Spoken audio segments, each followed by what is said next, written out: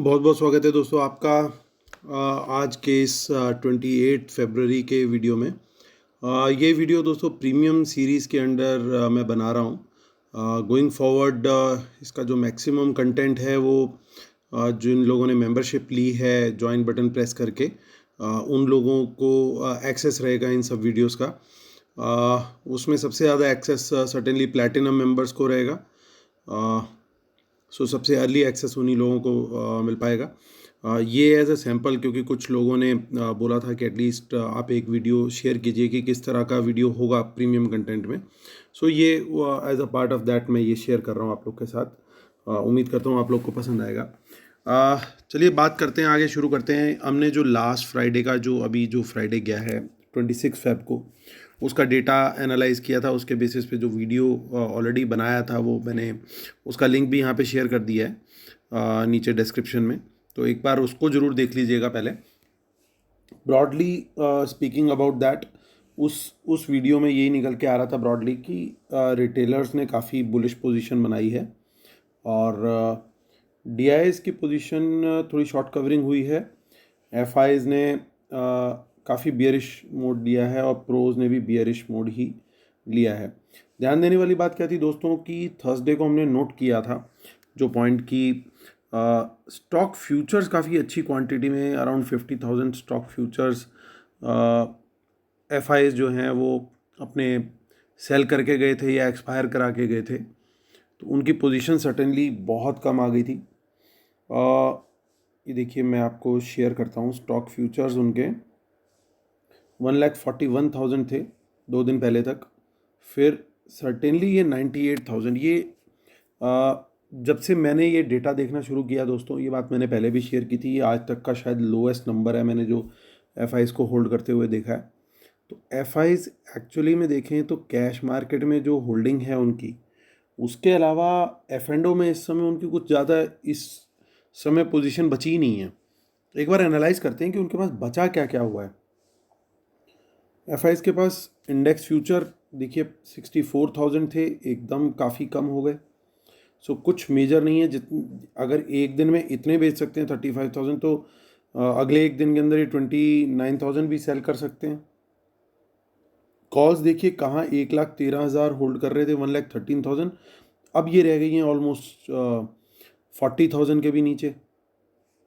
Put की बात करें तो पुट ये लेके आ गए हैं धीरे धीरे करते करते 1,50,000 पे पुट आ गई है और इसमें इन्होंने एडिशन किया है अराउंड 32,000 का ऑन दिस फ्राइडे।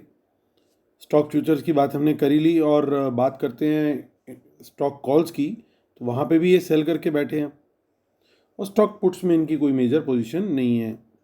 सो इससे क्या दिखाई दे रहा है कि इनका जो बायस डेवलप हो रहा है पर्टिकुलरली पिछले कुछ दिनों में, लास्ट वीक 10 डेज़ के अंदर, वो बायस जो है वो बहुत ज़्यादा नेगेटिव की तरफ जा रहा है। इसके पीछे क्या रीजंस हो सकते हैं? It could be related to कि कोविड दोबारा से स्ट्राइक कर सकता है क्या? वो भी एक रीज़न हो सकता है, क्योंकि अगर कोविड दोबारा स्ट्राइक करता है तो सारी इकोनॉमीज़ के लिए थोड़ा इशू आ सकता है। और भी कुछ इश्यूज हो सकते हैं पर्टिकुलरली इकोनॉमी रिलेटेड, जैसे लोग कुछ खुश हो रहे हैं कि 1.9 ट्रिलियन का पैकेज आ गया है, अनाउंस कर दिया यूएस ने। दोस्तों एक बात समझने की है, एक टाइम था जिस समय यूएस डॉलर जो था वो गोल्ड बैक्ड होता था। यही एक बहुत बड़ा कारण था कि यूएस डॉलर की वर्ल्ड वाइड एक्सेप्टेंस थी। तो ये जो गोल्ड बैकिंग थी एक सर्टेन पॉइंट पे 70s के अराउंड गोल्ड बैकिंग जो है ये इसकी हटा दी गई। तो उसके बाद क्या हुआ कि जब भी, पहले गोल्ड बैकिंग का मतलब बता देता हूँ आपको क्या होता था, कि जब भी $1 एडिशनल यूएस गवर्नमेंट अगर प्रिंट करती थी तो इक्वल वैल्यू का गोल्ड वो रिजर्व में रखते थे। यानी एक तरीके से ये हो जाता था कि इससे ज़्यादा सेफ तो कोई करेंसी है ही नहीं, क्योंकि जितना गोल्ड होगा रखने लायक उनके पास रिजर्व में, उतना ही वो यूएस डॉलर प्रिंट करेंगे। तो जब इस तरह की कोई करेंसी आ जाती है तो पूरा वर्ल्ड उस करेंसी को सल्यूट करता है। वो मानता है कि भाई गोल्ड रखने की ताकत है अगर इनके अंदर, तो इनकी इकोनॉमी सबसे स्ट्रांग है, let us adopt this currency.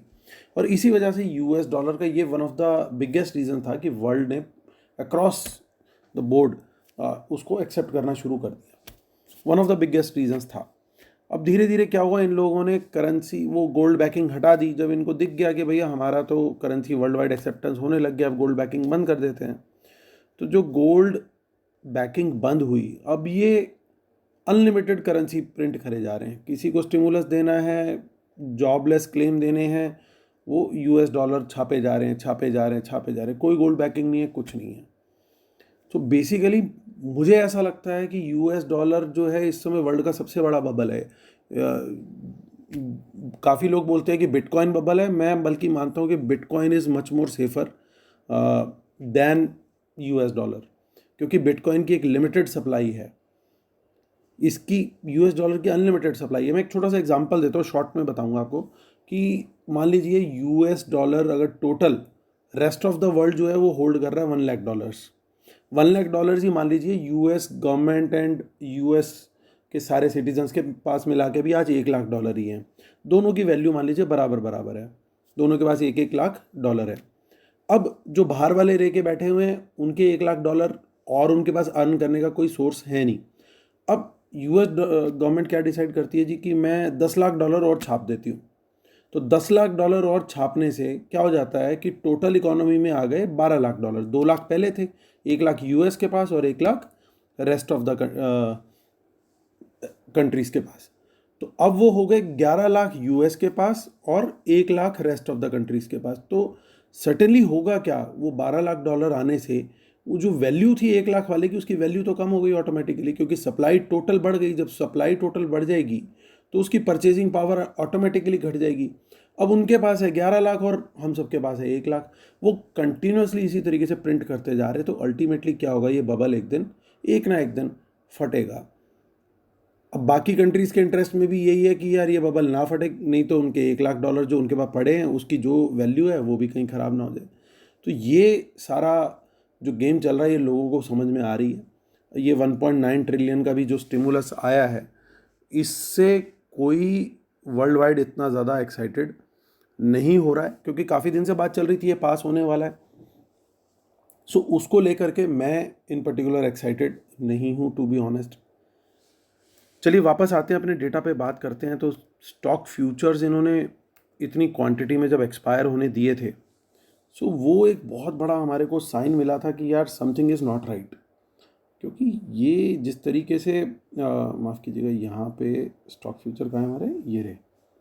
ये जिस तरीके से 1,41,000 से 98,000 कर देना एक्सपायरी के दिन, इन्होंने जो गेम प्ले किया है यहाँ पे, ये कोशिश करी है कि भाई हम लोग मिनिमम लॉन्ग्स में रहें इस समय।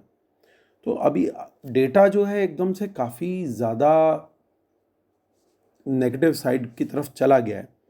इसको हम कंफर्म करने की कोशिश करते हैं कुछ और चीज़ों की हेल्प से।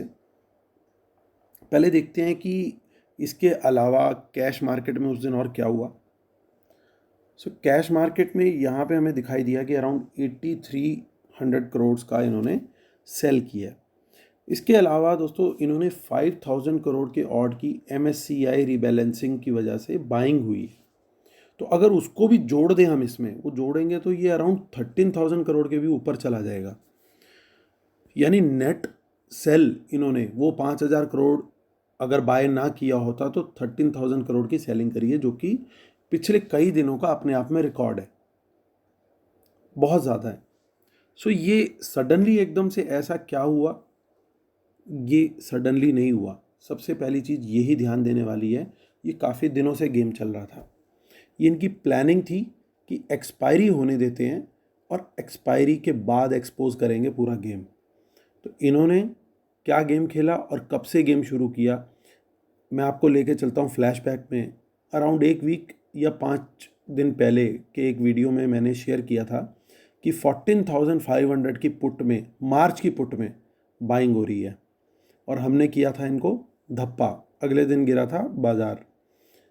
सो आप देखिए ये जो मार्च की पुट बाय कर रहे थे वो अब इनके लिए हैंडी हो गई है। ये क्यों मार्च की कर रहे थे, करने को तो ये फेबररी एंड की भी कर सकते थे अगर ये यहाँ पे ही ख़त्म होना था गेम। तो इन्होंने मार्च की करी थी पुट इसीलिए बाय, ताकि इनको आइडिया था कि इनका गेम प्लान क्या है। वो धीरे धीरे धीरे धीरे एक्यूमुलेट कर रहे थे। हम आते हैं एक बार अब ऑप्शन चेन पे निफ्टी के। और एनालाइज करने की कोशिश करते हैं कि ये क्या एग्जैक्ट चल रहा है। देखिए, सबसे पहले हम 4 मार्च को ही देखते हैं, जो भी अपकमिंग एक्सपायरी है। अगर आप ध्यान से देखेंगे, आज भी पुट बाय करके गए हैं अच्छी क्वांटिटी में। तो पुट कहाँ पे हमें बाय दिख रही है? हमें बाइंग दिख रही है 14,600 पे। उसके बाद हमें बाइंग कहाँ दिख रही है? ध्यान से देखिए, नीचे हमें 13,700 तक पे बाइंग दिख रही है, 13,500 पे भी बाइंग है। सो ये हो सकता है कॉल पुट राइटर्स का हैज हो, लेकिन अगर वो पुट राइटर्स का हैज होता तो उनकी नेट जो सेलिंग है वो ज़ीरो हो जाएगी, क्योंकि एक लॉट उन्होंने सेल किया, मान लीजिए 14,500 पे सेल किया, 14,000 की पुट बाय कर ली हैजिंग के लिए, तो वो तो नेट सेलिंग ज़ीरो आनी चाहिए। लेकिन हुआ क्या है, आप देखिए, यहाँ पे पुट पे आते हैं हम। ये पुट का डेटा जो है हमारे लिए बहुत इंपॉर्टेंट है, क्योंकि पुट में इन्होंने क्या किया है, रिटेलर्स ने इन पर्टिकुलर, देखिए, सेल करके गए हैं। 1,09,000 पुट्स थी इनके पास। और 2 दिन पहले क्या सिनेरियो था? 2 दिन पहले सिनेरियो था ओनली 28,000 इन्होंने पुट्स बेची हुई थी रिटेलर्स ने, ओनली 28,000।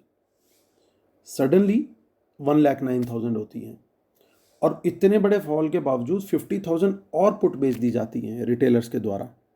जो पूरी की पूरी एब्जॉर्प्शन जो हुई है वो इन दो खिलाड़ियों के द्वारा हुई है, एफआईज और प्रो। एफआईज एक्सपायरी के बावजूद पूरी पुट्स होल्ड करके रखते हैं। देखिए, 1 लाख के ऊपर मेंटेन किया उन्होंने। जबकि देखिए, अगर ये स्टॉक फ्यूचर्स के अगेंस्ट हेज था तो 50,000 पुट्स यहाँ पे कम होनी चाहिए थी, क्योंकि जनरली ये लोग स्टॉक फ्यूचर्स के अगेंस्ट इंडेक्स की पुट बाय करके चलते हैं। तो अगर स्टॉक फ्यूचर्स इन्होंने छोड़े, जो कि क्लियरली दिख रहा है कि इन्होंने स्टॉक फ्यूचर्स छोड़े हैं, इन्होंने लिक्विडेट किए हैं, ये आप देख सकते हैं, अराउंड 41 और 43,000 इन्होंने अप्रॉक्सीमेटली स्टॉक फ्यूचर्स इन्होंने बेचे हैं। तो अगर ये बेचे इन्होंने, तो यहाँ पे सिर्फ 19,000 पुट क्यों इन्होंने एक्सपायर होने दी, और अगले दिन वो कवर कर ली, 33,000 19,000 गई हैं, तो उसके अगेंस्ट 33,000 पुट बाय कर ली। वेयर एज स्टॉक फ्यूचर्स में कोई इंप्रूवमेंट का साइन नहीं है, क्योंकि 1,41,000 98,000 और सेलिंग कर दी यहाँ पे इन्होंने स्टॉक फ्यूचर में। यानी सीन इनके दिमाग में क्लियर है कि पुट बाय करके ये लोग चल रहे हैं। अब देखते हैं, और देखिए, सेलर सिर्फ एक ही है इस समय। कौन फंसा हुआ है पुट सेलिंग में? पुट का डेटा ये है, पुट में सिर्फ और सिर्फ रिटेलर फंसा हुआ है इस समय, ओनली रिटेलर। और रिटेलर कहाँ कहाँ स्टक है, या यूं कहें कि कहाँ स्टक नहीं है। इंडेक्स फ्यूचर में थोड़ा सा बचा हुआ है रिटेलर, कॉल में सबसे ज़्यादा ट्रैप्ड है रिटेलर, देख लीजिए, किसी और के पास इतना लॉन्ग नहीं है। पुट सेलिंग में सबसे ज़्यादा फंसा हुआ है रिटेलर।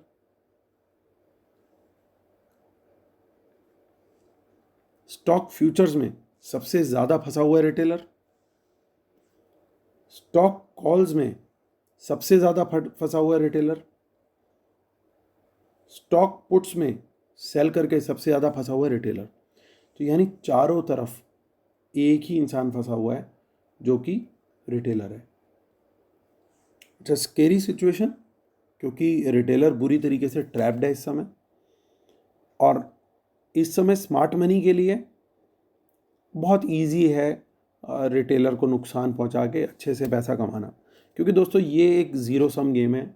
ये एक ऐसा मार्केट है कि जहाँ पे एक पर्सन लूज़ करेगा तभी दूसरा पर्सन कमा पाएगा, यानी एक व्यक्ति का अगर नुकसान होगा तभी दूसरा कमा पाएगा। ये एक हार्ड रियलिटी है। सभी लोग कमा लें ऐसा इस मार्केट में पॉसिबल नहीं है।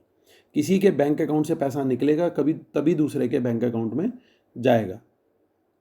तो ज़्यादा कौन कमाएगा? जिसने लर्निंग करी हुई है, जिसने प्रोफेशनल लोग बिठा रखे हैं, जो आई वुड से कि जो थोड़ा बहुत मैनिपुलेट भी करना जानते हैं चीज़ों को, या जिसने जस्ट अभी सीखा लॉकडाउन में ट्रेडिंग और अभी कोशिश कर रहा है सीखने की, अभी उतना परिपक्व नहीं है, उतना एक्सपर्ट नहीं है, तो वो उसके फंसने के ज़्यादा चांसेस हैं, उसके लूज़ होने के ज़्यादा चांसेस हैं। इसीलिए मैं बार बार बोलता हूँ दोस्तों, हैजिंग के बिना, एटलीस्ट इस समय की मार्केट में हैजिंग के बिना ट्रेड करना बहुत ज़्यादा रिस्की है। कम कमा लीजिए, लेकिन hedging is very very important. चलिए वापस आता हूँ डेटा पे। तो अब डेटा में आइडेंटिफाई करने की कोशिश करते हैं हमें और क्या दिख रहा है। ये तो देखिए पुट ये इस हफ्ते की बाय करके गए हैं, ठीक है। हम आगे चलते हैं, आगे का डेटा देखते हैं, आगे हमें क्या दिखाई दे रहा है। 4 मार्च के बाद हम देखते हैं 10 मार्च में। 10 मार्च में कोई पुट है क्या? 10 मार्च में कुछ डेटा में कुछ दिख रहा है क्या? बिल्कुल भी नहीं है। So let's go back, let's go to 18 March. 18 March में और भी कम है, यानी वॉल्यूम नहीं है, no activity. So let's head up to the 25 March data. So 25 March, अब यहाँ पे देखिए, यहाँ पे भी अभी 14,500 पे बाइंग हुई है। टोटल ओपन इंटरेस्ट 33,000 हो गया। दोस्तों ये वही स्ट्राइक है जो हमने लास्ट वीक आइडेंटिफाई किया था। ये वही स्ट्राइक प्राइस है 14,500 की पुट। इसमें एक्यूमुलेशन काफ़ी अच्छे से ये लोग कर रहे थे और कल भी बाय करके गए हैं, ये क्लियर दिखाई दे रहा है। आगे देखते हैं क्या कहीं कुछ दूर हमें कुछ दिखाई दे रहा है।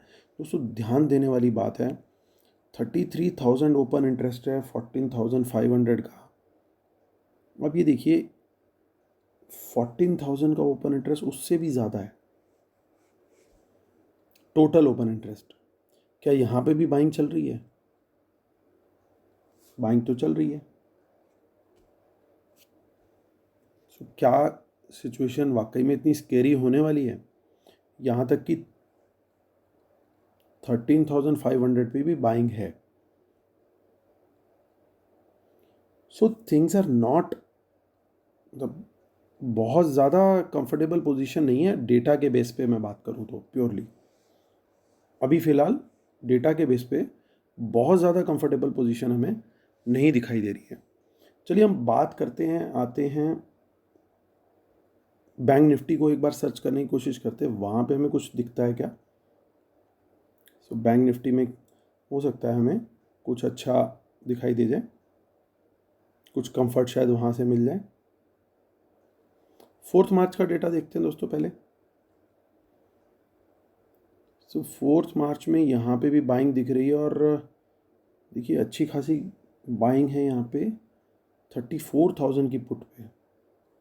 मार्केट बंद हुआ है अराउंड 35,000 के आसपास।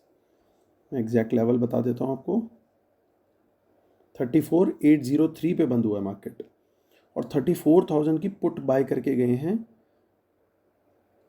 4 मार्च। चलिए हम आगे देखते हैं। हमने चेक कर लिया कि आगे की एक्सपायरीज में इतना ज़्यादा वॉल्यूम नहीं है, जो है वो 25 मार्च में गेम दिख रहा है। तो हम 25 मार्च को देखते हैं कि यहाँ पे कुछ बड़ा दिखाई दे रहा है। देखिए 34,500 में कुछ बाइंग है, लेकिन बड़ा ओ आई कहाँ पे दिख रहा है हमें? बड़ा ओ आई दिखाई दे रहा है हमें 34,000 पे, यहाँ पे भी बैंक निफ्टी के हिसाब से ये बड़ा ओ आई है। लेकिन अगर आप ध्यान देंगे तो जिस लेवल की बाइंग हमें दिख रही है निफ्टी में, उस लेवल की बाइंग हमें बैंक निफ्टी में नहीं दिख रही। यानी निफ्टी में ज़्यादा कंफर्ट है उनका पुट बाइंग में। सो ये बात क्लियर है दोस्तों कि धीरे धीरे इन्होंने जो एक्यूमुलेशन करा था हाइड करके पुट्स का, पर्टिकुलरली 14,500 पे, वो क्लियरली एक वेल प्लान स्ट्रेटजी थी जो कि एक हफ्ता पहले या 10 दिन पहले इन लोगों ने प्लान कर ली थी और इसका एग्जीक्यूशन जो शुरू हुआ है वो इस फ्राइडे से स्टार्ट हुआ है। जो प्रॉपर खुल के सामने आके एग्जीक्यूशन तो इन्होंने तभी शुरू कर दिया था। तो चलिए अब आप लोग को कुछ और चीज़ें शेयर करता हूँ। Very briefly I will take you through.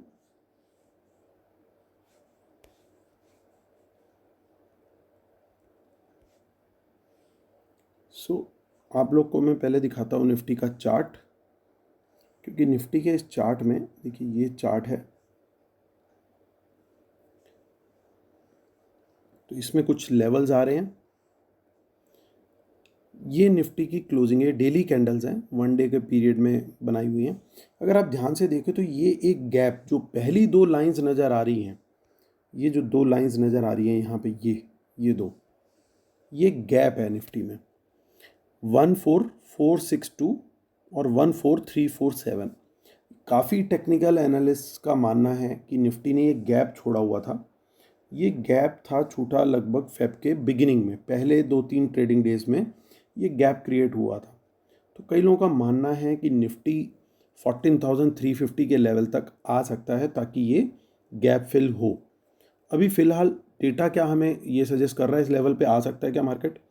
Yes, Nifty इस लेवल पे आ सकता है, 14,350 के लेवल पे आ सकता है, वहाँ पे एक सपोर्ट मानी जाएगी। और बाकी क्या क्या सपोर्ट्स हैं वो मैंने यहाँ पे हाईलाइट करी है। पहली सपोर्ट में मान के चल रहा हूँ, ये रेंज है, ये गैप फिल होने के बाद 14347 बनती है, 14232, उसके बाद बहुत बड़ा डेली चार्ट्स के अंदर बहुत कम सपोर्ट दिख रही है, 13785 पे जाके बन रही है, 13606 और 13145।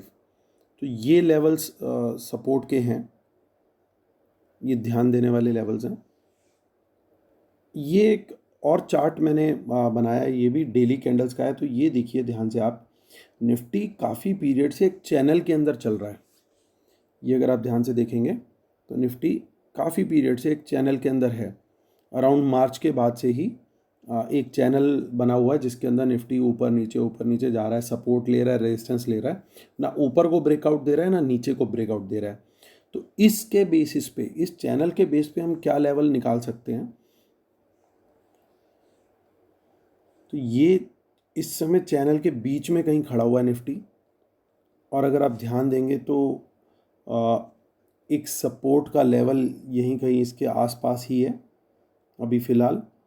और अगर नीचे देखें तो 13814, अगर कल के लिए ही, मंडे के लिए ही अगर हम बात करें तो 13814 पर ये चैनल टच हो जाएगा। अगर कल टच होता है तो, आगे टच होता है तो ये लेवल थोड़ा सा ऊपर होता जाएगा, क्योंकि ये अपवर्ड इंक्लाइनिंग चैनल होता है, तो वो लेवल थोड़ा सा ऊपर आ जाएगा। बट रॉक बॉटम अगर हम पकड़ के चलें तो वो 13814 है एज ऑफ नाउ, यानी इस लेवल के नीचे निकलता है तो ये जो अप ट्रेंड है या ये जो बुल रन है वो काइंड ऑफ ब्रेक हो जाएगा, वो काइंड ऑफ ख़त्म हो जाएगा।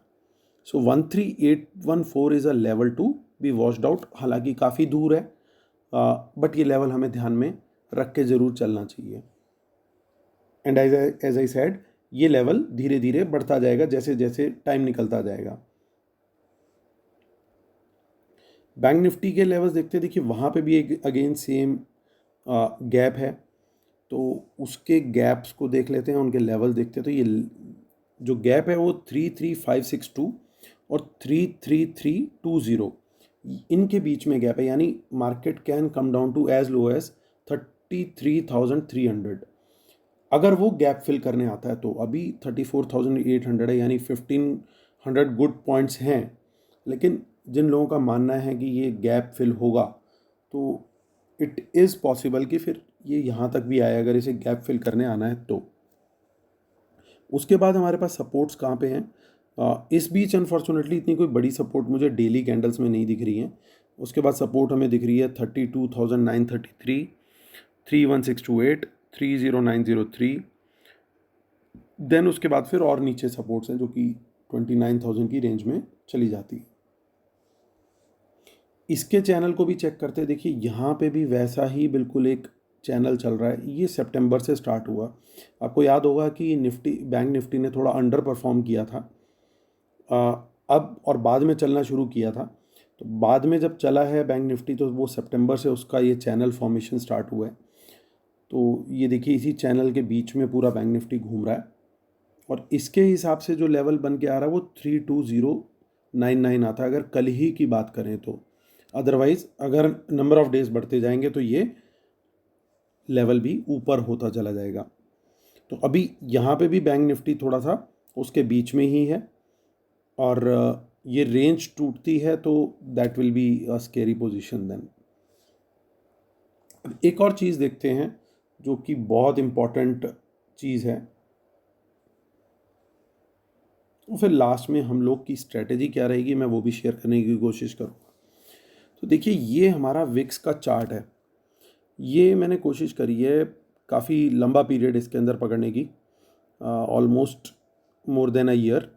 तो आप 1 साल का चार्ट देखेंगे तो ये एक लाइन है, अगर आप ध्यान से देखें, पहले यहाँ पे थोड़ा रेजिस्टेंस हुआ, रुका, ये 4-5 कैंडल्स ने स्ट्रगल किया, उसके बाद फाइनली जाके एक बड़ी कैंडल आई जिसने ब्रेकआउट दिया इसके ऊपर, और जब वो ब्रेकआउट दिया तो वो बिल्कुल ही एकदम रॉकेट की तरह ऊपर चला गया। अब उसके बाद देखिए जब ये आया बार बार, तो इसी लेवल पे बार बार इसने सपोर्ट लिया। देखिए यहाँ पे ये कैंडल, फिर ये कैंडल, फिर यहाँ पे स्ट्रगल हुआ, नीचे जाने को तैयार नहीं था, बार बार ऊपर आने की कोशिश करी, नीचे ज़रूर गया लेकिन आने की कोशिश करी, और जब एक बार नीचे चला गया तो देखिए फिर बार बार इसने टेस्ट करने की कोशिश करी है इसको ब्रेक अप करने की, लेकिन नहीं तोड़ पाया, और अल्टीमेटली वोलेटिलिटी रिड्यूस होती चलेगी। ये विक्स मतलब वोलेटिलिटी इंडेक्स होता है। देखिए दोबारा आया है यहाँ पे फिर टेस्टिंग करी, फिर गिरा। देखिए यहाँ पे भी टेस्टिंग करी, लगातार इसी लाइन के साथ फ्लर्ट कर रहा है ये, और अल्टीमेटली जाके कितने दिनों के बाद है सजना आई रात मिलन की, तो वो रात मिलन की आ गई कल के दिन विक्स ने ये ब्रेकआउट दिया है और क्लोजिंग दिया है उसके ऊपर। क्या मीनिंग है इसका? यानी वोलेटिलिटी कहीं ना कहीं कंट्रोल्ड थी। अगर आप देखें चार्ट तो आप समझ जाएंगे कि वो कंट्रोल में थी। वोलेटिलिटी इतनी ज़्यादा नहीं थी बट इतनी ज़्यादा कभी नहीं थी कि क्लोजिंग इस लेवल के ऊपर आ गई हो। अभी वो क्लोजिंग ऊपर आया है। पिछला क्लोजिंग जब ऊपर आया था तो क्या सीन हुआ था, ये आपने सबने देख लिया। अब ये फिर से क्लोजिंग ऊपर आया है। बीच में भी कोशिश करी है इसने क्लोजिंग ऊपर देने की, लेकिन कोई स्ट्रॉन्ग बड़ी कैंडल के साथ क्लोजिंग नहीं आई थी। जो ये बीच में कैंडल्स आ रही हैं, बट कोई स्ट्रॉन्ग कैंडल के साथ क्लोजिंग आई थी, वो ये कैंडल के साथ आई थी जहाँ पे ब्रेकआउट बना था। इस बार अगेन एक स्ट्रॉन्ग कैंडल है। तो हमें अब हमारी स्ट्रेटेजी क्या रहेगी? पहले बेस्ड ऑन विक्स, अगर विक्स रिड्यूस हो जाता है, इसी कैंडल के लो के नीचे चला जाता है वापस, ये जो जिस कैंडल ने ब्रेकआउट दिया है इसी कैंडल के लो के नीचे चला जाता है, तो हमें ये मान के चलना पड़ेगा, यानी अराउंड 27 के आसपास आ जाता है वापस से, तो नहीं माफ़ कीजिएगा जी, तो हमें ये फिर मान के चलना पड़ेगा कि अभी वोलेटिलिटी रिड्यूस हो रही है, तो we are once again in a safe zone. लेकिन अगर वोलेटिलिटी नहीं कम हो रही तो फिर वो एक क्लियरली डेंजर साइन होगा हम लोग के लिए। ये मैं लेवल एक बार आपको एग्जैक्ट बता देता हूँ।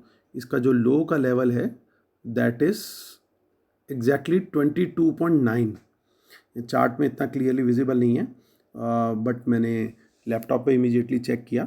So the exact level is 22.9। तो उस लेवल को हमें वॉच करना है। एक बार इसके नीचे ब्रेक दे देता है तो हम ये मान के चल लेंगे कि ये जो ब्रेकआउट आया था यहाँ पे वो एक फेक ब्रेकआउट था।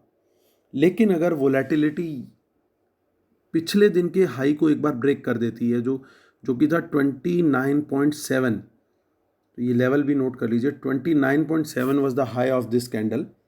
इसके ऊपर निकल जाता है तो हमें लॉन्ग में नहीं रहना चाहिए। मैं लॉन्ग में नहीं रहूँगा, मैं शॉर्ट साइड का ही ट्रेड देखूँगा अगर ये 29.7 के ऊपर चली जाती है वॉलेटिलिटी।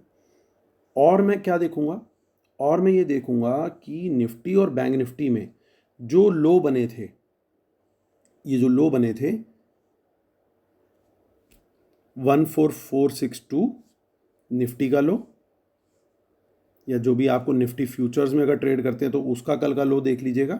सिमिलरली बैंक निफ्टी का जो लो था, तो इन लोज को अगर तोड़ती है निफ्टी और बैंक निफ्टी, तो मैं तब इन दोनों में शॉर्ट साइड की पोजीशन कंफर्टेबली लेने की सोच सकता हूँ, क्योंकि मुझे लग रहा है कि फिर ये पॉसिबिलिटी है, अभी जो डेटा भी फॉर्म हो रहा है और सारी चीज़ें देखते हुए, कि मार्केट का जो सेंटीमेंट है वो बियरिश हो सकता है, और प्राइस एक्शन कंफर्मेशन इससे अच्छी नहीं मिल सकती कि कल का जो लो टूटता है, प्लस साथ में if it gets coupled with VIX high break, जो कि आपके साथ मैंने लेवल शेयर किया, मतलब निफ्टी बैंक निफ्टी का लो टूटे और विक्स का हाई टूट जाए, ये दोनों चीज़ें अगर दिखें तो मैं श्योरली शॉर्ट साइड का ट्रेड ढूंढूंगा और शॉर्ट में ही रहना पसंद करूंगा। मैं लॉन्ग साइड के ट्रेड में बिल्कुल भी एंटर नहीं करूंगा। सो दोस्तों, ये मेरा पूरा एनालिसिस था और ये मुझे अभी डायरेक्शन पूरा दिखाई दे रहा है। आने वाले वीडियोस में पर्टिकुलरली देखिए, जो ज़्यादा वीडियोस आएंगे सर्टेनली प्लैटिनम मेंबर्स के लिए आएंगे, उसमें मैं सेक्टोरल एनालिसिस भी करूँगा कि एफआईज कहाँ इन्वेस्ट कर रहे हैं या कहाँ पे डाइवेस्ट कर रहे हैं, कहाँ से पैसा निकाल रहे हैं, किस सेक्टर से, वो शेयर करूँगा। उसमें कौन से स्टॉक्स फिल्टर होके आ रहे हैं वो शेयर करूँगा, और एक वीकली एनालिसिस भी प्लैटिनम मेंबर्स के लिए रहेगा। तो इसलिए मेरी आप लोगों से रिक्वेस्ट है कि आप लोग को अगर ये मेरा एनालिसिस पसंद आया है प्रीमियम वर्जन का, तो please go for platinum version. बाकी मेंबर्स को भी मैं कंटेंट डेफिनेटली शेयर करूँगा, जो मैं from time to time I will keep on announcing. तो ये था दोस्तों मेरा analysis as part of the premium content, जो कि मैंने शेयर किया है सभी मेंबर्स को और सभी सब्सक्राइबर्स को, and even to non subscribers, ताकि आप लोग को एक फील लग सके कि किस तरह का ये एनालिसिस हो सकता है, so that you can decide कि आपको प्रीमियम मेंबरशिप के लिए जाना है कि नहीं जाना। चलिए दोस्तों, thank you so much for watching. God bless you, take care, bye bye.